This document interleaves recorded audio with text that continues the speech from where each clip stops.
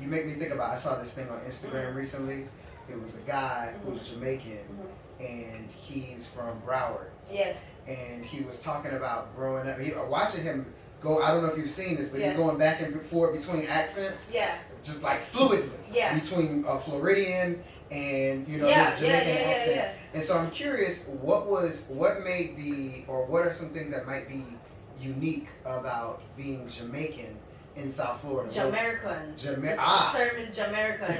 And the code switching levels is crazy, right? So you go home and you talk back to your mommy and daddy and you have to, for talk, but then you also like code switch when in certain situations, police or whatever, how you record the voice. And then you also have to be at school, so you learn, you gotta keep it kind of, you know what I'm saying? Who you to school, you legit, you this, that, who's green, who's that, like, you kind of pick up everything, so it becomes like this very multi-dimensional identity, right? So you're like Southerner, but you're Caribbean, but you're American, and you're trying to navigate all those identities, and that's really like one of the inspirations for the book, honestly, So then the follow-up question to that has to be, where did this start for you? Okay, I am an educator, just like the previous author. I've been teaching for over a decade in Broward County, and Broward has a heavy Jamaican population, and it kind of came because I noticed that there were like a lot of knowledge gaps with the students that I had. I would always have a bunch of students, and they'd be super excited. Oh, my teacher's Jamaican! My teacher's Jamaican too! And then I would talk to them about like, okay, so you're Jamaican, so you know this, I can't saltfish, about festival and fry fish, and say certain things, and they'd be like, they'd kind of recoil, and I realized that they thought a Jamaican identity was just like bumbleclot and funny curse words and like dances, and I'm like, whoa, that's just surface level. We have a culture, we have an identity, we have a legacy, we do certain things for a reason, we eat certain things for a reason. Even dancing, we have that way of dancing and celebratory nature for a reason, right? So I was like, how do I then give them a guidebook? Because on top of that, like, Jamaicans gatekeep. We gatekeep a lot. So, like, you can go to another Jamaican and be like, oh, I'm from Jamaica. They're like, you're not Jamaican. Like, it's a litmus test of like, you have to prove, where were you born? How long did you live there? Are you only half? Are you born here? Oh, you're born in America?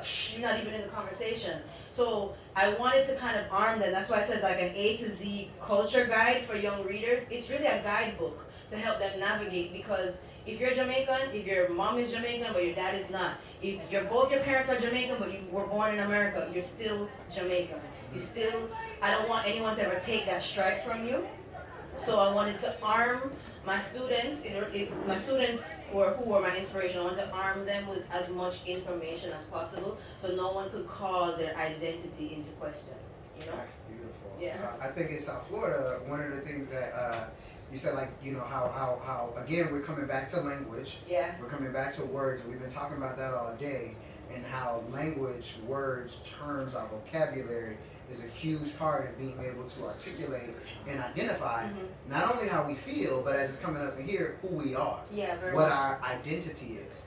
And it's very interesting also to grow up in a place like South Florida, where we have such rich cultural diversity, but I think that many cultures will say that they're seeing this same gap. I'm definitely having similar conversations with Haitian American people, Bahamian American people. The city is, most of the African American people, a large portion of African American people whose families have been in Miami or South Florida for generations can trace somebody in their family back to the Bahamas. Yeah, Bahamian roots. But like we might know very little. We might know very little about being Bahamian. Like in Miami, you might really just have lived your entire life as an African American and not really picked up on a whole lot of those other cultural things. Do you think that you've been able to identify any rational reasons why these gaps are happening for us culturally? Well, like I said, I think that we gatekeep a lot, specifically, like I know within the Jamaican culture. I do notice, at least with Haitians, they encourage their children to learn Creole. Even if the Creole sounds super American, they're like, yo, speak it. Where Jamaicans, like, you might attempt to speak Patois and your parents will laugh at you.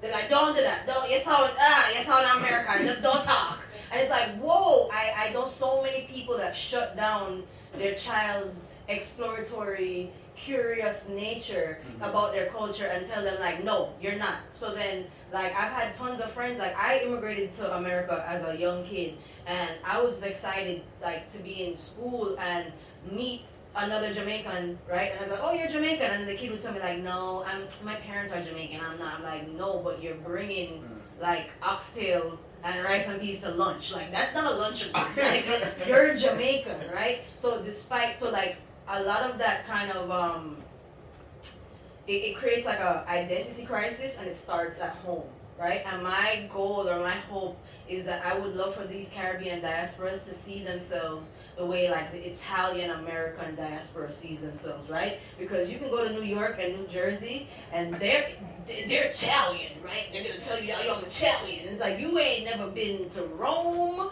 you don't know a leaning tower of nothing, but apparently you're Italian, and you engage in the culture, you learn the food, you identify as such, and we need to start doing that to encourage that kind of that connectivity, because the diaspora is also really helpful. Like, people can go back to Bahamas and help. People can go back to Jamaica and help. Go back to Haiti and help with your American education, your British, Canadian, wherever you're at, your exposure. You have new business ideas, different ways of learning, different ways of communicating. But if we kind of keep them out and box them out, then we are shortchanging ourselves, Absolutely, absolutely. You again, touching back to home, I think that what you just spoke to is like bringing all that the world has given you from wherever you've been, bringing that back home. And I don't think that that's always made the objective. That I am sending you out into the world, but I'm sending you out into the world with the hopes that you'll bring what you gained from being out there here. That is the primary objective, that you will take whatever you learned out there and you'll bring it back home. It's one of the disservices that tends to occur whenever we integrate into a system that wasn't initially ours. Integration being an intentional word here. There's something that is lost every time we feel the need to blend. Yeah. Because it's becoming something different. It's taking shape in some other way. And so, like here in Miami, we have a housing crisis that is further perpetuated by the expansion of gentrification, right? And a lot of that is happening in areas where children are going off to college and deciding that whatever is home is not enough. So now they're not coming back home. Grandma's house is being sold, or mom's house is being sold, dad's house. And once they're sold, that's the home is a piece of the neighborhood. So home after home after home, the neighborhood is gone. And the people who would have been there to tell you what existed yesterday are no longer there. And that's creating a gap in our culture. Even just somebody to tell you, what's missing that you wouldn't know. If I drive through Wynwood, there are 3 things that were there last week that are no longer there. You know what I mean? I mean, they were there last week. Yeah. They're not there anymore, or they at least look different. And there's 2 buildings that were a parking lot last week. And if nobody's in the middle to teach, to keep the culture going, I love that what you're doing involves language, and involves text to connect people. I also love that if a lot of these students have, young people may have never been to Jamaica, may have never touched the soil, and maybe somebody who inherently knows this information from their life is not passing it down, it is very well illustrated. I think Benito Thompson, who you said still lives in Jamaica, did an amazing job. What do you think it also adds to it that this is the illustrator who's given us the visual for the text, the fact that this person is from and is still living, in the place that we're talking about? And I'm going to just open that up to show you all a little bit while I'm saying it. So Bonito Thompson is the illustrator. He still currently lives in Jamaica, and he has worked with a ton of like more corporate and commercial entities. He's like KFC is a big deal in Jamaica, so he's like worked with KFC. He's worked with like Vibes Cartel. When Vibes Cartel got free, he did all the graphic arts for his concert. He's worked with like the Jamaica Tourist Board. But in this capacity, he's also an artist in his own right, like a full length, like mixed media AR artist. He works with tech too. He lives in Jamaica, and it was so easy to work with him. We have a friendship, but also the fact that he lives in Jamaica, I didn't have to send any reference pictures. I simply sent the text. He knew what the picture should look like. He could envision the illustrations. He gave me feedback. He was just so excited. I think it added an extra layer of pride because, you know, he's like, I want to capture Jamaica in its most beautiful form, right? So like, for example, like this was one of my favorite pages. Like this is our national dress, and just the vibrancy in the woman's, like her movements, her expression, her skin color is just glowing and gleaming. And like even this page here with jerk, J for jerk, like the jerk chicken looks amazing. Like you see the seasoning like popping off the chicken. So the fact that the seasoning is illustrated is top notch. Yeah, that's how you know a black person did picture it. Like, season. yeah. The picture season. That's beautiful. Yeah, so he took a lot of pride, and I think that he really put his best foot forward because he understood the importance to that. It's like, wow, we are creating something that will live on for generations, that, you know, whether it's in Jamaica itself and, you know, this is a part of someone's home book collection, or somebody in Canada or in England or here in America, like this is going to be something that becomes their reference guide that they can then give to their kids and their kids and their kids. So he had a lot of pride, and I just want to shout out Bonito. Like, he's an amazing artist, and thank you for everything awesome. he did. Yeah.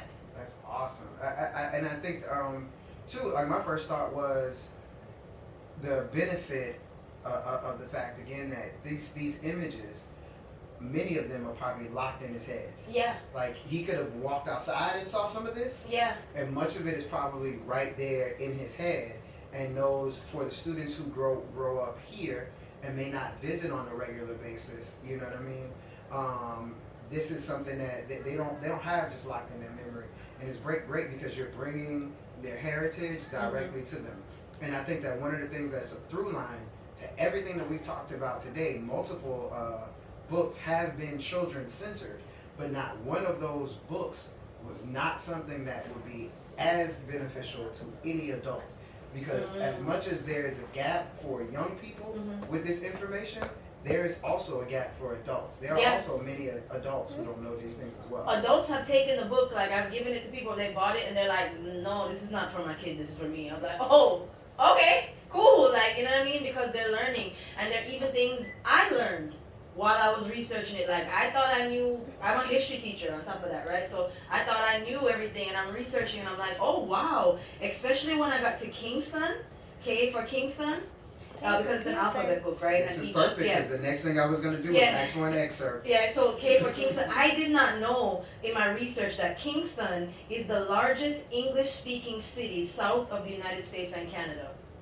That never occurred to me. But think about it. Everything else is like, you know, Haiti speaks French and Creole. DR, Cuba, Spanish speaking. So it's South the only, so it's like the only other sizable English speaking city, right? I learned things about like S for Sunday dinner. And please share that. That was great. Yeah, so we always have Sunday dinner. It's a big part of our culture, and like your mom, your grandma cooks a bunch of food to the point where like it's supposed to also be leftovers, called Sunday Monday. That's what we call it, leftovers, because you eat Sunday and Monday, Sunday Monday.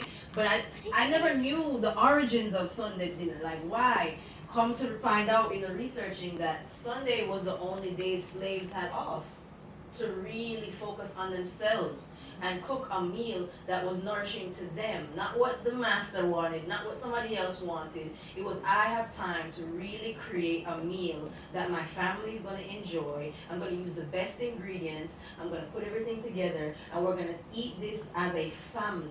And that tradition has endured to, what is today, 305, like March 5th, 2026, we still doing it. So, you know what I'm saying? Like, it's an important thing. So it was a very, this book is it's fruitful for children, yes, and the children were who we had in mind, but adults can benefit from it too. Anybody who wants to learn about Jamaican culture and just become more aware, it's beneficial. Beautiful. So I'll ask you then, Simi, is there anything that you would like to leave us with, something that you want us to take out of this? And then where can people find you, and where can they find this work?